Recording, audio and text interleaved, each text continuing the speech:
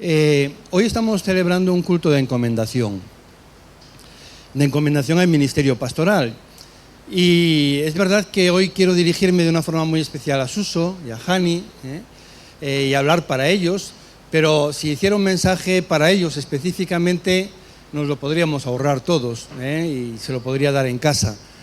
No, lo que quiero es que podamos escuchar y reflexionar juntos acerca de lo que significa el llamamiento, pero no el llamamiento de terceros, en este caso de Suso y de Hani, sino el llamamiento que Dios nos ha hecho a nosotros, el que nos hace.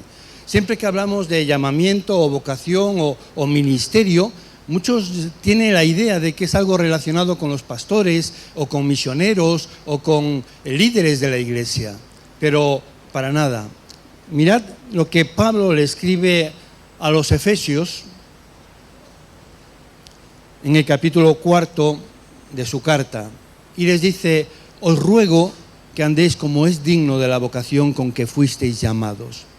Y si os dais cuenta y conocéis el contexto de la carta, Pablo acaba de presentarse como siervo de Jesucristo, y estas palabras se las dirige no a los pastores, no a los líderes de la iglesia de Éfeso, sino a cada uno de los creyentes. No sé si sabéis que la palabra vocación viene de una palabra latina que significa llamar, llamamiento. De hecho, ya nos lo sugiere, la raíz tiene que ver con la boca, decir con la boca, gritar con la boca, por tanto la idea es la de llamar. Y en ese sentido, lo que Pablo está diciendo de una forma implícita al exhortarnos a todos a ser responsables en cuanto a nuestro llamado, a nuestra vocación, es que todos hemos sido llamados. Si Él nos está diciendo: tenéis que ser responsables, tenéis que vivir para dignificar el llamamiento que habéis recibido, lo que está diciendo es que todos hemos recibido un llamamiento, que todos tenemos una vocación que tiene como origen Dios. Dios es el que te llama, el que pone en ti un deseo en tu corazón de una forma determinada. Gracias a Él que las vocaciones son distintas, que los ministerios son distintos, que los llamados son diferentes. Porque si todos quisiéramos hacer lo mismo, además de entorpecernos, habría un montón de cosas que quedarían sin hacer, ¿verdad? Pero por eso la riqueza de diferentes llamamientos, de diferentes dones. Lo importante aquí es que todos somos llamados y que por tanto todos tenemos la responsabilidad de vivir de tal manera que seamos hallados siervos fieles. ¿Cómo puedo hacer esto? ¿Cómo puedo seguir mi llamado? Pues en esta mañana quiero compartir 3 cosas que debemos de hacer para cumplir con nuestro llamado, para cumplir con el propósito con el que Dios nos ha creado. Pero primero, permitidme recordaros las palabras de Jesús para que entendamos las diferentes consecuencias que hay entre vivir para mí, vivir para hacer lo que yo quiero, para buscar mi propia satisfacción, o vivir una vida de entrega a Dios. Jesús dice: si tratas de aferrarte a la vida, y se refiere a aquellas personas que por no querer renunciar a nada, por querer hacer todo lo que quieran hacer sin tener que decir no a ninguna de sus apetencias, si quieres aferrarte a la vida, la perderás. Pero si entregas tu vida por mi causa, la salvarás. Y esta verdad la ilustran perfectamente los siguientes nombres. Yo sé que este año pasado estuve en Puente Areas compartiendo un mensaje y les pregunté si conocían alguno de estos nombres. No sé si hoy lo recuerdan, pero ¿a vosotros os suenan? Si os digo que la historia de la que voy a predicar está protagonizada por estos hombres, ¿sabéis de qué historia estoy hablando? Samúa, Safat, Igal, Paltí, Gadiel, Gadí, Amiel, Setur, Nabí, Gehuel. ¿Os suena de algo alguno? Os digo que ni siquiera el corrector de Word lo reconoce. En el texto me aparecen subrayados en rojo como faltas ortográficas. Los únicos nombres que reconocía el corrector de Word, y que seguro que todos conocéis, son los 2 que faltan en esta lista: Josué y Caleb. Porque efectivamente estos hombres son parte de los 12 espías que Moisés envió a reconocer el territorio cuando llegaron a Canaán. Cuando regresaron de reconocimiento de la misión de reconocimiento, estos hombres sembraron el desánimo entre el pueblo. Ellos dijeron, sí, la tierra realmente es como Dios dijo, es una tierra que fluye leche y miel, es enormemente fructífera, traían frutos de la tierra, racimos de uvas que tenían que cargar entre 2 por el tamaño de las uvas, ¿verdad? O por el tamaño del racimo, no sé muy bien dónde estaba lo extraordinario, pero en todo caso enseguida empezaron a dar una larga lista de problemas por los que no podrían ir adelante, por los que mejor nos olvidamos de esto. La tierra estaba llena de gente alta que vivía allí en ciudades con grandes murallas e incluso había gigantes a los que jamás podrían derrotar. Así que mejor le dijeron al pueblo, regresémonos a Egipto. La consecuencia es que toda una generación se perdió el propósito de Dios para su vida. Y estuvieron vagando durante 40 años en el desierto hasta que todos murieron. Y esto lo que significa, tristemente, es que sus vidas se desperdiciaron.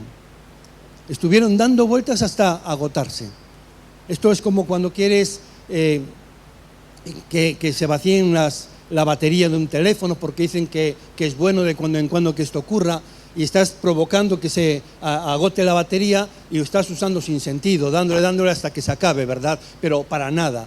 Bueno, esto es lo que ocurría con esta gente. Estuvieron dando vueltas en círculo únicamente esperando el momento de que fallecieran, para que se levantara una nueva generación que tuviera una segunda oportunidad. Esas vidas no sirvieron para nada, esas vidas se perdieron, se desperdiciaron en el desierto.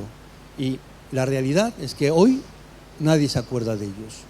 Hoy nadie sabe quiénes fueron, aunque estén escritos, registrados sus nombres en un libro de suma importancia para nosotros. Pero había otros 2 nombres, decía, 2 jóvenes que en el informe contradijeron a esta mayoría y ellos dijeron, claro que podremos hacerlo. Si Dios está con nosotros, más podremos nosotros que ellos. Podremos hacer frente a cualquier situación porque Dios nos va a dar su fuerza. Sus nombres sabéis cuáles eran, ¿verdad? Creo que ya lo dije, Josué y Caleb. Y las únicas 2 personas del pueblo de Israel que salieron de Egipto y que entraron en la tierra de Canaán, las únicas 2 fueron Josué y Caleb. Y aún hoy recordamos sus nombres y nuestras vidas son inspiradas por su ejemplo, porque sus vidas dejaron huella en la tierra. Volvemos a recordar lo que decía Jesús. Si tú quieres guardar tu vida, la vas a perder, como le ocurrió a estos hombres. Pero cuando la entregas, esto permanece para siempre. Entonces ganas un nombre en la historia, ganas un nombre, una vida con sentido y con propósito. Pero volvamos a la pregunta, ¿qué podemos hacer o qué podemos aprender de la vida de Caleb que tenga que ver con el llamado de nuestras vidas para cumplir nuestro propósito? Y hay 3 cosas que quería compartir que nos pueden ayudar a cumplir el llamado de Dios en nuestras vidas, cualquiera que sea este llamado. Lo primero es que debo de ser un hombre de fe, y yo entiendo que eso significa que debo de vencer mis miedos. Algunos quizás recordaréis o tengáis escritos en vuestros apuntes que en mi último mensaje, precisamente en el contexto de la Navidad, hablábamos de diversas personas que vivieron la primera Navidad y recordáis que había un común denominador, las 4 tenían miedo. Por eso el Señor les repetía, no tengáis miedo, no temáis. Tanto María como José, los pastores, luego veíamos al padre de Juan el Bautista. Y en ese sentido, lo que comenté en esta ocasión es que el miedo es lo opuesto de la fe. Y viceversa, la fe es lo opuesto del miedo. Si tú caminas en fe, no tienes miedo. Porque si hay miedo, entonces no hay fe. Pero cuando caminas con miedo, lo que sabes es que tampoco hay fe ahí. Y sin fe es imposible agradar a Dios. Y esto ya es un punto de partida. Si queremos una vida que agrade a Dios, si queremos realmente cumplir el propósito de Dios, si queremos realmente vivir una vida que sea digna de ese llamado, necesariamente tiene que ser vivida en la fe. La historia a la que aludía la encontramos en el capítulo 13 del libro de Números, y allí leemos que este fue el informe que dieron a Moisés. Entramos en la tierra a la cual nos enviaste a explorar, y en verdad es un país sobreabundante. Están hablando estos 10 espías. Una tierra donde fluye la leche y la miel. Aquí está la clase de frutos que allí se producen. Sin embargo, y aquí está la gran excusa, el pueblo que la habita es poderoso y sus ciudades son grandes y fortificadas. Hasta vimos gigantes allí, los descendientes de Anac. los amalecitas, los hititas, los jebuseos, los amorreos y los cananeos viven en la zona. Fuimos a este país que Dios dijo que nos daría, pero resulta que ya está ocupado. Está ocupado por además grandes ciudades, grandes reinos, cada uno de ellos es mucho más grande que nosotros todos juntos. Y además tienen murallas grandes, altas, elevadas, impracticables. Y además encontramos gigantes habitando esa tierra. Es una tierra de gigantes con problemas gigantes. No tenemos nada que hacer por mucho que Dios lo diga. Solo un hombre se atrevió a hablar en contra de la mayoría. Y ese fue Caleb. Dice Caleb hizo callar al pueblo ante Moisés y dijo: subamos a conquistar esa tierra, estoy seguro de que podremos hacerlo. Y me gustaría que subrayarais, que notarais estas dos expresiones: estoy seguro y podremos hacerlo. Porque estas dos actitudes son esenciales para que tú puedas cumplir con tu llamado. Y este es el punto de inicio. Una vez que sé qué es lo que Dios quiere que haga con mi vida, debo de estar seguro y saber que podré hacerlo. Pero ¿en base a qué puedes tener esa confianza? Porque a veces esto es puro orgullo, a veces es una sobreestima, hay gente que va muy sobrada, ¿verdad? Y a veces se da el batacazo, obviamente. Pero no era este el caso de Caleb, ni debe de ser el nuestro. ¿Por qué estaba Caleb tan seguro? Porque era un hombre de fe, porque creía a Dios. No es que él quería que ojalá ocurra que entremos y seamos más fuertes o ganemos. Hay gente que tiene este tipo de fe, que es un deseo, ojalá que te encuentres trabajo, ojalá que lo que sea, que te vaya bien, que tengas salud, que prosperes en este año. Y está muy bien tener este tipo de deseos, pero esto no es fe. Hay gente que te dice, bueno, pero si lo crees mucho, entonces ocurrirá. Y entonces ponen el acento en algo erróneo, porque eso es tener fe en la fe, en que si crees se parece mucho al pensamiento positivo. Si lo crees y lo crees con mucha fuerza, entonces ocurrirá, como que atraes las energías del universo y van a colaborar contigo. Pero esto tampoco es lo que funciona. Lo que funciona es creerle a Dios porque Dios es fiel, porque Él no miente, porque Él lo que dice lo hace. Y como nos lo ha demostrado tantas veces, se ha mostrado como digno de confianza. Por tanto, cuando yo hago aquello que Dios dice que debo de hacer y que Él va a hacer lo que dice que va a hacer, puedo estar tranquilo de que lo que Él dijo que va a hacer ocurrirá. Y ocurrirá como Él dijo que ocurriría. Por tanto, Caleb confiaba en Dios, era un hombre de fe. Mirad el siguiente verso. El Señor nos ayudará a entrar a esa tierra y nos la dará. Pero no os rebeléis contra el Señor, ni tengáis miedo a la gente de ese país, porque ellos van a ser pan comido para nosotros. A ellos no hay quien los proteja, mientras que nosotros tenemos de nuestra parte al Señor. No tengáis miedo. Nuevamente aparece esta expresión, no tengáis miedo. Pero fijaos, la convicción, esos gigantes pan comido, es que ya está hecho. Es que es fácil.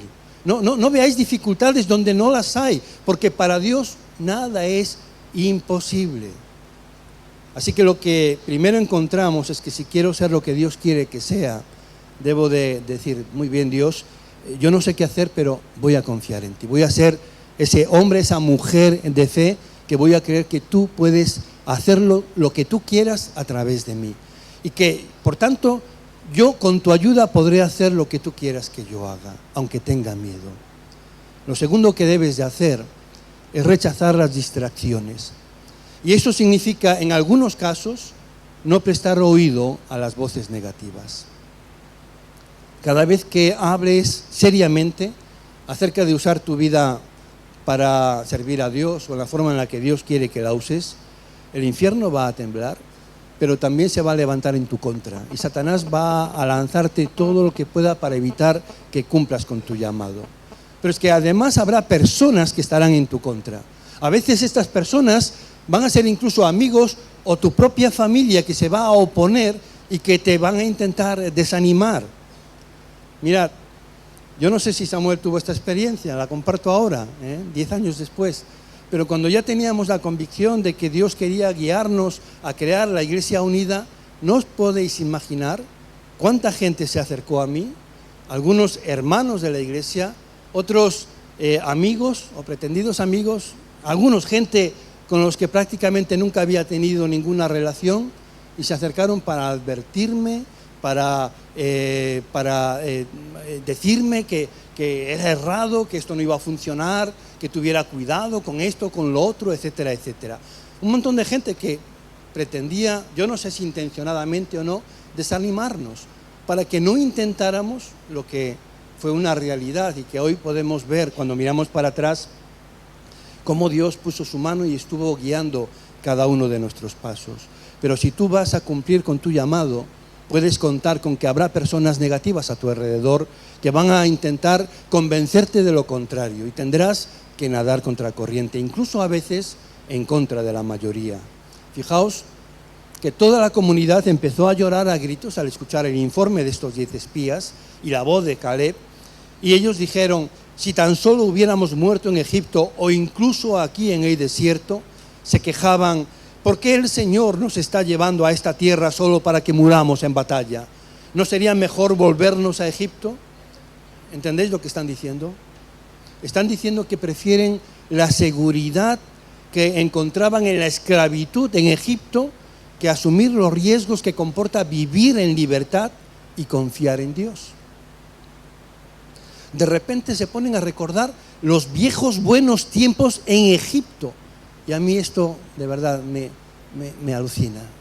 Me deja perplejo ante esta situación, que pueda alguien realmente argumentar así. Pero vamos a ver si yo lo entiendo bien. Claro, hay la idea de que siempre los tiempos pasados fueron mejores. Generalmente alguien con cierto sentido y buena memoria te dice: pero ¿qué estás diciendo, buen hombre? ¿No? ¿Cómo que los tiempos pasados fueron mejores? Seguramente había los mismos problemas, y podemos a veces leer en documentos históricos cómo los mayores se quejaban de los jóvenes, igual que hoy en día, y cosas por el estilo, ¿no? Y no hemos inventado nada nuevo, pero en ese sentido, en este caso específico, que había algo bueno en la esclavitud de Egipto, que quieres volver a la esclavitud porque allí estabas mejor. ¿En qué? ¿Qué había de bueno allí? ¿Qué había de bueno en los golpes diarios, la falta de libertad, de trabajo forzado, sin recompensa, la muerte de tus seres queridos por maltrato o por falta de atención? ¿De qué buenos tiempos me estás hablando? Bueno, por lo menos había seguridad. Es decir, sabías lo que iba a ocurrir, sabías que si obedecías a todo lo que te mandaban, si trabajabas bien y duro, y si no enfadabas al amo, no te iban a pegar mucho. Y, por tanto, ibas a poder pasar un buen día.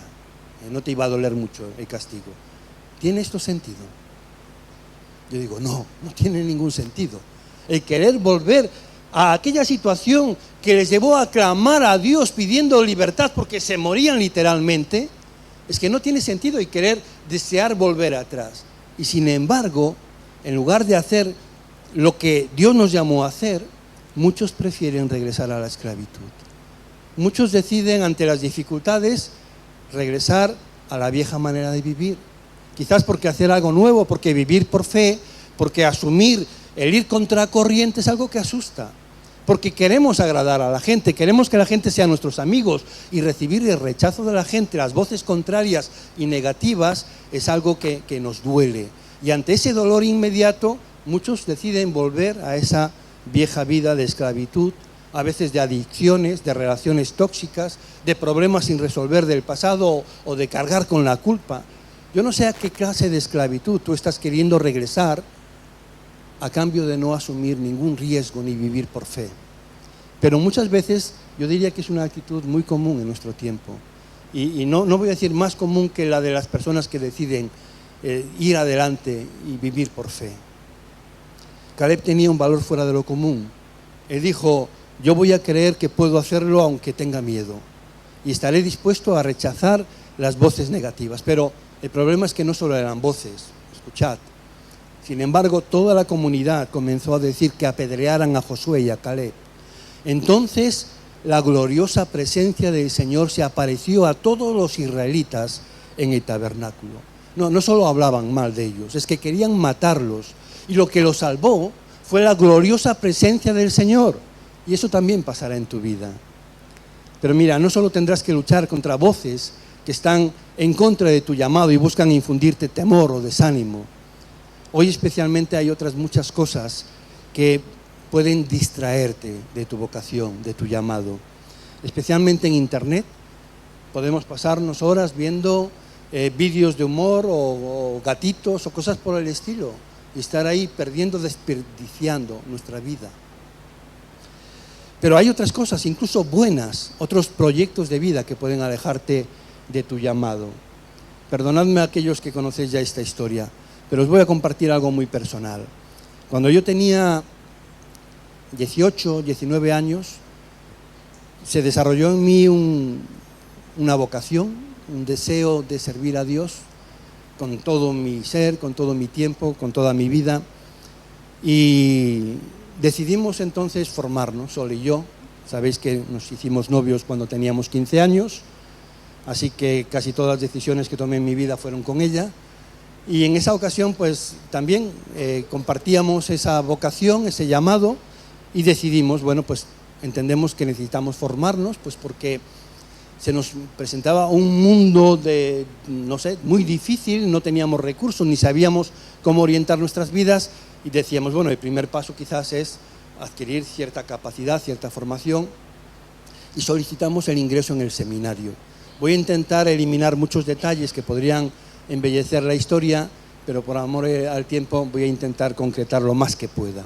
La cuestión es que hicimos planes para viajar juntos a Madrid, al seminario, y la idea era pues no ir como solteros, sino ya compartir nuestra vida, casarnos y por tanto ya empezar nuestra vida de casados allí dentro del seminario. La cuestión es que yo diría que única vez en la historia del seminario ocurrió un hecho singular. Yo creo que fue la única vez en toda su historia que ocurrió esto, y es que hubo overbooking, hubo más solicitudes de admisión que plazas tenía el seminario. Y nosotros teníamos 18, 19 años, había un requisito que habían obviado, que nos habían dicho que no era importante, pero entonces se volvió muy importante y nos pidieron que demoráramos el ingreso un año. Cuando nos dijeron que ese año no podríamos entrar, porque no había plaza, no sabíamos muy bien cómo entender esa negativa. Si era que Dios nos decía, no, es que os habéis equivocado, yo no os he llamado, no tengo nada que ver, o no estoy llamándoos a esto, o era un todavía no. Y entendimos por las circunstancias, por la guía de nuestro pastor también en su momento, pues que efectivamente que no era un rechazo de parte de Dios, sino era un todavía no, que teníamos quizás que empezar nuestra formación dentro de la iglesia local, y la verdad es que fue vital. No quiero dar muchos detalles, pero esa promoción vivió la mayor crisis que vivió la historia del seminario, hasta el punto de que se hablaba de cerrarse el seminario. Y Dios nos preservó de esa crisis, aparte de que fue un tiempo precioso en nuestra iglesia local, donde nos involucramos en ministerios y el pastor, conociendo de nuestra vocación, nos dio cancha para empezar a predicar, a ocupar responsabilidades, y fue un tiempo de formación también allí en la iglesia local. La cuestión es que al año siguiente ya me llamaron ellos desde el seminario, ya no había solicitudes, y entonces me llamaron, oye, ya se va a abrir el plazo de solicitud de plaza, ¿vais a querer venir este año? Y coincidía que, bueno, Sole le faltaba un año para terminar sus estudios de magisterio, y lo hablamos, y ante la incertidumbre de las condiciones y circunstancias en las que viviríamos en Madrid, a distancia de la universidad, del transporte, si sería compatible con las clases del seminario, decidimos, bueno, terminas aquí los estudios en La Coruña y para el año vamos al seminario. Entonces decidimos posponer, ahora por nuestra decisión, un año más nuestro ingreso en el seminario, para que ella terminara los estudios de magisterio.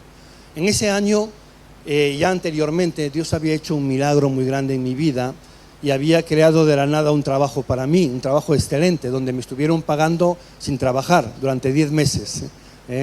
Me pagaban por tenerme disponible, pero luego empezó el trabajo, se multiplicó y curiosamente era una empresa de Vigo, que quería abrir una delegación en La Coruña para atender el norte de Galicia desde allí, Entonces yo tuve que viajar a Vigo para aprender el sistema de facturación, luego empecé a implantarlo allí, ya cuando empezó el trabajo, y el director de la delegación era una persona de Vigo que se desplazaba de lunes a viernes a Coruña. Y hubo 2 directores, pero no funcionaron por diversas razones. El primero por añoranza, porque entendía que no le valía la pena las condiciones económicas y tener que renunciar a estar con la familia, y el segundo porque no funcionaba nada, no funcionaba él, no funcionaba, era una hecatombe, una catástrofe. Y entonces el presidente de la empresa habló conmigo y me dijo, mira, esto no me funciona así, si tú estás dispuesto a asumir la responsabilidad, yo te voy a nombrar a ti director de la delegación, con todo lo que ello implica, de subida de salario, de poder disponer de coche de alta gama de la empresa y condiciones muy favorables, y yo encantado. Para mí era un sueño, la verdad es que me pareció casi otro milagro. La cuestión es que estaba pendiente de resolver el problema con el anterior director, que aún estaba ahí, había que quitarlo de en medio, y la cuestión es que estábamos en Navidad. Y yo era el responsable ese año del programa de Navidad de la iglesia. Y una hermana de la iglesia me dijo, mira, yo tengo un monte, tengo ahí un terreno en el monte y tengo abetos y os regalo uno para la iglesia. Y dije, pues estupendo. Entonces al mediodía dije, esto en media hora lo arreglamos. Así que en el tiempo de la comida, en lugar, bueno, yo creo que comí rápido, no recuerdo haber ayunado ese día, cogí una furgoneta de la empresa prestada, en todo caso yo era el futuro director, cogí una furgoneta de la empresa y me fui con esta hermana a buscar el abeto. Ella me guió por la carretera, de repente nos introdujimos en el monte, y allí en el monte me dice, aquí a la izquierda, y cuando me metí a la izquierda, una pendiente nos llevaba a un terreno que era un lodazal. No voy a extenderme mucho, pero recordar, principios de diciembre, orvallo, frío, y yo allí quedé en camiseta intentando luchar para sacar la furgoneta de ese lugar. Al final, como era imposible, intenté todas las técnicas que había aprendido en las películas de MacGyver, pero ninguna me funcionó.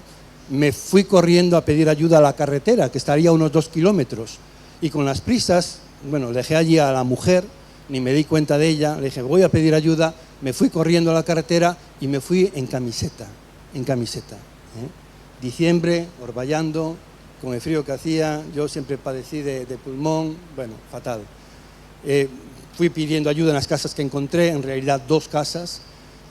Uno me dijo, no, yo no meto mi coche en el barro, bueno, tiene todo derecho. Al otro no tenía coche, y entonces le dije, bueno, me dejaría hacer una llamada, no existían los móviles en aquella época, me dejaría hacer una llamada, y muy amablemente me invitó a entrar en su casa, y entonces el único teléfono al que podía llamar, porque era el que conocía de memoria, y porque además tenía coche, porque en mi casa nadie tenía coche, pues era el del pastor, el teléfono de la iglesia, lo sabíamos todos de memoria. Entonces llamé al pastor y le pedí ayuda. Señora, le dije, pastor, aquí tiene una oveja desesperada que necesita que venga a socorrerla rápidamente.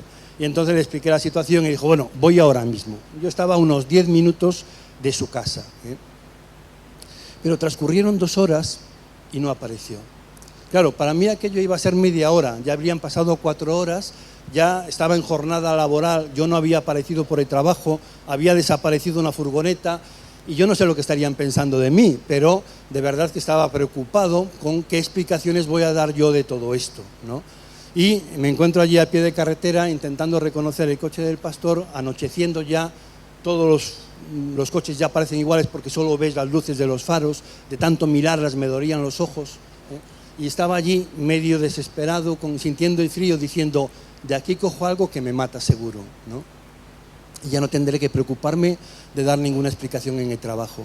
La cuestión es que en ese tiempo yo me enfadé mucho y me enfadé con Dios, porque empecé a decir, bueno, pero yo no estoy aquí por mi gusto, yo no estoy aquí para mi propio beneficio, yo vengo aquí a servirte a ti, yo estoy aquí por ayudar en tu iglesia, y ¿no podías tú haberme cuidado algo? ¿No podías hacer que ella no se equivocara de camino? O que yo viera aquello y dijera, por ahí no me meto, o cualquier cosa. Era tan fácil cambiar cualquier detallito para que no termináramos de esta manera, y no has cuidado de mí. Y entonces empezó ahí una lucha como la de Jacob con el Señor en Peniel. Y yo empecé a enfadarme con Dios y a culparlo a Él de toda mi situación y a ver todos los problemas que esto me iba a traer en el futuro, a preocuparme por el futuro, y me rompí. Me rompí emocionalmente, espiritualmente. Ahí yo creo que fue uno de los días en que lloré de una forma más desconsolada, porque todo estaba negro, porque no veía ninguna salida, porque todo era horrible, ¿no? Y la culpa la tenía Dios. Y entonces empecé a escuchar a Dios hablar a mi corazón, os lo digo de verdad, y empezamos un diálogo, y Él me decía, bueno, tú tienes muchas cosas contra mí, ya veo, pero yo también tengo una contra ti, y es que tú me has prometido algo que no estás cumpliendo. Y entonces yo dije, ¿cómo? ¿Que yo no cumplo lo que prometo? Y entonces ahí me di cuenta de que es verdad, que yo le había prometido a Dios no servirle puntualmente en alguna necesidad, sino que mi vida se la rendía, se la entregaba, se la ofrecía en sacrificio vivo, se la ofrecía para su servicio, no puntualmente, sino para servirle a Él en todo, cuando quisiera, donde quisiera, como quisiera. Y entendía que esto pasaba por formarme, por ir al seminario, pero me daba cuenta de que en mi corazón se había contaminado. Se había contaminado porque había dejado que otros deseos entraran ahí, más que el deseo de servirle a Dios. Ahora tenía el deseo de enseñarle a mis amigos, a mi familia incluso, que yo era un hombre de éxito. Poder llevar el coche. Yo recuerdo, ¿no?, la experiencia de conducir el coche del jefe, y ese día que tuve el coche a mi disposición, fui a buscar a Sole al colegio. No porque ella lo necesitara, sino para enfardar, para que todo el mundo me viera con este coche de alta gama, ¿no? Y ya me veía conduciendo a diario ese coche y estaba encantado con la idea de ser un ejecutivo de una empresa mediana y poder presentarme ante mis amigos y la gente como director de una delegación. Y cuando me planteaba, bueno, y el seminario, me había respondido a mí mismo, bueno, aún soy muy joven, puedo ir cuando tenga 30 años, ¿no?, más adelante, ahora hay que aprovechar la oportunidad. Y entonces me di cuenta de que realmente me estaba engañando, me estaba dejando distraer por luces que aparecían ahí muy atractivas, pero que me apartaban totalmente del camino del Señor. Y yo me estaba dejando seducir. Y si no hubiera sido por esta crisis, estoy convencido de que hoy no estaría aquí. Pero gracias a esto, en esa ocasión, me rendí. Cuando me rompí, todo salió afuera. Y entonces le dije, Señor, tienes toda la razón. Lo primero que voy a hacer cuando llegue al trabajo es hablar con el presidente de la empresa y le voy a decir que no cuente conmigo, que voy a dejar la empresa porque me voy al seminario. Y entonces ocurrió algo muy significativo.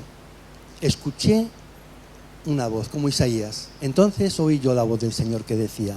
Y entonces esa fue mi experiencia. Oí una voz en mi interior que me decía, ¿no te he dicho que si tú crees verás la gloria de Dios?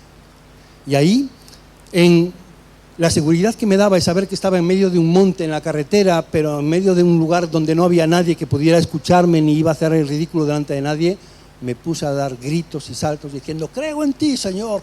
Bueno, algo así, ¿no?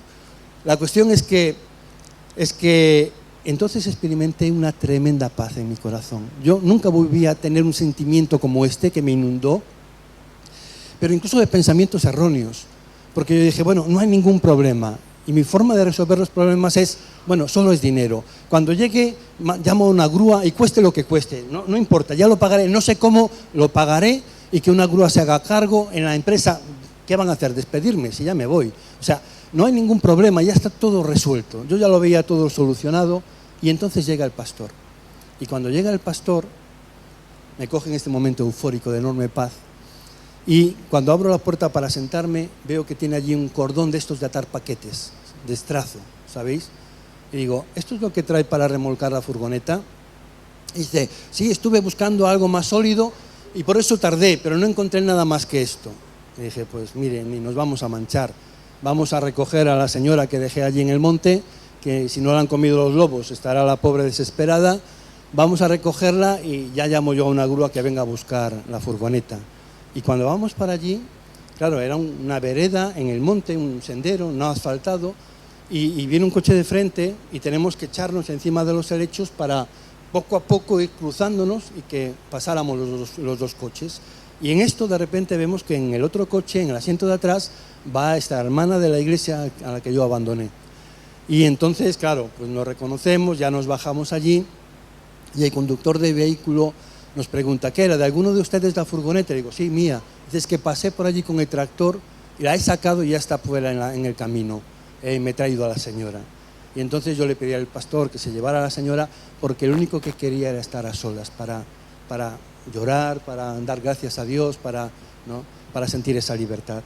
Y curiosamente, y dejadme que añada solo esto, cuando llego al seminario, el rector del seminario, que era una persona muy popular porque había sido un cura convertido al Evangelio y tenía un testimonio muy fuerte, era invitado, además era una persona con mucho conocimiento bíblico, una persona que daba gusto escuchar, y era muy demandado por personas e iglesias de todo el mundo, ¿no? Y entonces, pues como Samuel, él estaba dando conferencias constantemente, y él decía que en esa época la costumbre es que los evangelistas, cuando iban a una iglesia, les enseñaban una canción, un corito, para que cuando lo cantaran se acordaran de él y entonces lo volvieran a invitar, ¿no? Pero él, como no sabía cantar, decía, yo no les puedo enseñar ningún corito, lo que hago les enseño una lección. Y la lección consistía en la práctica rabínica de que cuando los niños llegaban a la sinagoga para aprender, a adquirir toda su formación cultural, además de religiosa, les invitaban a buscar su nombre personal. Este nombre personal tenía que tener las condiciones de empezar y terminar por las mismas letras que su nombre verdadero y tener algún significado en su vida. Y lo escribían en una pizarra con miel y entonces lo borraban comiéndose la miel. Y así la idea es que la palabra de Dios era dulce como la miel. Bueno, nos encantó tanto aquella idea que muchos estudiantes en el seminario, y esto ya lo compartió David en alguna ocasión, nos pusimos a buscar nuestro nombre personal. Y yo estuve buscando, primeramente decidiendo cuál era mi nombre, porque es un nombre compuesto, Juan Marcos o Juan Marcos. Dije, no, a mí me gusta Juan Marcos, así que tengo que buscar un nombre que empiece, un versículo que empiece por J y termine por S. Dije un nombre, es un versículo. Y estuve buscando y no encontré ninguno. Os animo a que busquéis versículos que empiecen por J y terminen por S. Yo no encontré ninguno y pasaron meses y ya me olvidé del tema. Ya lo había abandonado, cuando de repente estoy leyendo un día Juan 11 y allí llego al verso 40. Y entonces de repente leo, allí dice, la versión del 60, no sé las demás, Jesús le dijo, no te he dicho que si tú crees verás la gloria de Dios. Y de repente saltaron de la página la J y la S. Y dije, este es mi versículo personal. Y fue como una especie de confirmación de lo que había vivido, de que realmente Dios había mostrado su gloria, que fue lo que me salvó en aquella situación de todos los problemas, pero que lo que me permitió también afirmarme y enfocarme en mi llamado y no distraerme con cosas que eran buenas, que no estaba haciendo daño a nadie, que era algo incluso soñado, ¿verdad? Pero sin embargo que no era lo que Dios quería para mi vida. Y termino con una idea más. Lo tercero que debo de hacer es creer que nunca es demasiado tarde. Y eso significa que debo de dar a Dios lo mejor de mí en cada momento. ¿Recordáis a los otros 10 espías que fueron a reconocer la tierra? Ellos dijeron, es demasiado difícil, no podremos lograrlo, y como consecuencia de no creer a Dios, vivieron el resto de sus vidas vagando por el desierto y murieron en el desierto sin llegar a entrar en la tierra prometida por su incredulidad. Pero Josué y Caleb creyeron y ellos sobrevivieron al desierto y regresaron 40 años más tarde, una generación después. Y ahora Caleb tenía 85 años cuando enfrenta esta segunda oportunidad. Leemos en el libro de Josué. ¿Se nos ha ido a la imagen? Muy bien. Caleb dijo, ahora tengo 85 años. Estoy tan fuerte hoy como cuando Moisés me envió a esa travesía y aún puedo andar y pelear tan bien como lo hacía entonces. Así que dame la zona montañosa que el Señor me prometió. Tú recordarás que mientras explorábamos, encontramos allí a los descendientes de Anac que vivían en grandes ciudades amuralladas. Y esto me encanta de Caleb. Él no busca atajos, él no busca lo cómodo, sino que al contrario, pide lo más difícil.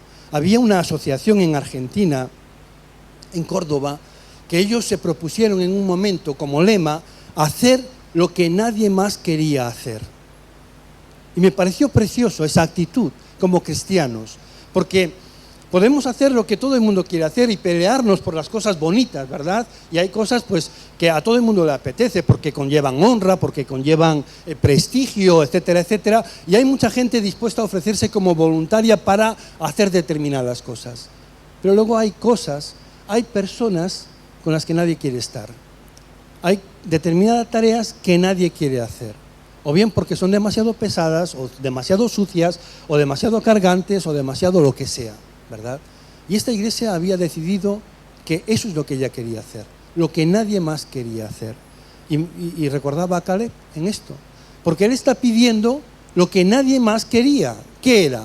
La zona montañosa, por tanto, la más difícil de conquistar, porque precisamente las fortalezas en la antigüedad se colocaban ¿dónde? En la cima de las montañas, en las partes elevadas, porque desde allí la defensa es mucho más fácil, porque no es lo mismo pelear hacia abajo que tener que subir, que cuando llegas ya estás sin oxígeno, sin aire y desfallecido y sin fuerzas, ¿no?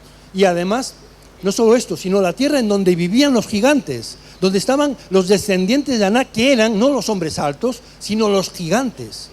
La gente más dura, la gente más difícil, la gente más imposible de vencer. Dice, para mí, esos déjamelos a mí todos, que me los meriendo. Y fijaos, tengo ya 85 años. No era un joven embravecido el que está queriendo mostrar su capacidad. Un hombre de 85 años. Y ello nos demuestra que nunca es demasiado tarde. Lo mejor siempre está por venir. Yo no sé si vosotros sois de los que pensáis que porque ya tenéis 40, 50 años, espero que nadie con menos de esta edad lo piense, pero algunos ya cuando llegan a la crisis de la media vida, ya piensan, bueno, ya mi vida se acabó. Precisamente la crisis de la media vida es esto, es la idea que tienen algunos de que llegados hasta aquí, lo que no has conseguido ya no lo podrás conseguir. Llegados hasta aquí, lo mejor de tu vida ya se fue, ahora solo viene el declive. Y hay muchos que piensan que porque tienen 40, 50 años, 60 años, 70 años, ya no hay nada que puedan hacer, solo esperar la muerte o algo por el estilo. Pero fijaos, quiero recordaros que el ministerio de Caleb, o su oportunidad para conquistar la tierra, es con 85 años. El ministerio de Moisés empieza cuando él ya tiene cumplido los 80. Es con 80 años cumplidos que Dios le llama a liberar a su pueblo. Lo mismo podríamos decir de Abraham. Con 75 años Dios le llama a la aventura de empezar una nueva vida partiendo de cero. Y es con 99 años que por fin va a ser por primera vez padre. Bueno, después de Ismael, ¿no? Va a tener el hijo de la promesa. Nunca es demasiado tarde para iniciar el llamado de Dios en tu vida. Fíjate lo que dice Dios acerca de Caleb. Solamente mi siervo Caleb ha tenido un espíritu diferente y me ha obedecido fielmente. Por eso a él sí lo dejaré entrar en el país que fue a explorar y sus descendientes se establecerán allí. Dios tiene un llamado para tu vida, lo veíamos al principio. Dios dice, yo quiero poder decir de ti lo mismo que dije de Caleb. ¿Y sabéis lo que dijo de Caleb? Solamente Caleb, es decir, nadie como él. Él me obedeció con tanta fidelidad que bendije a su familia por varias generaciones después de él.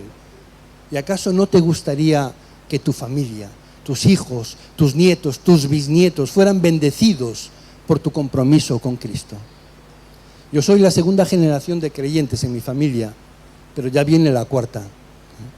Y yo estoy cosechando el beneficio espiritual de mis padres y de las oraciones que ellos hicieron, sin duda alguna. Y alguien quizás pueda pensar, y yo lo he escuchado, me hubiera gustado a mí también tener esa herencia. Ojalá mis padres hubieran sido creyentes.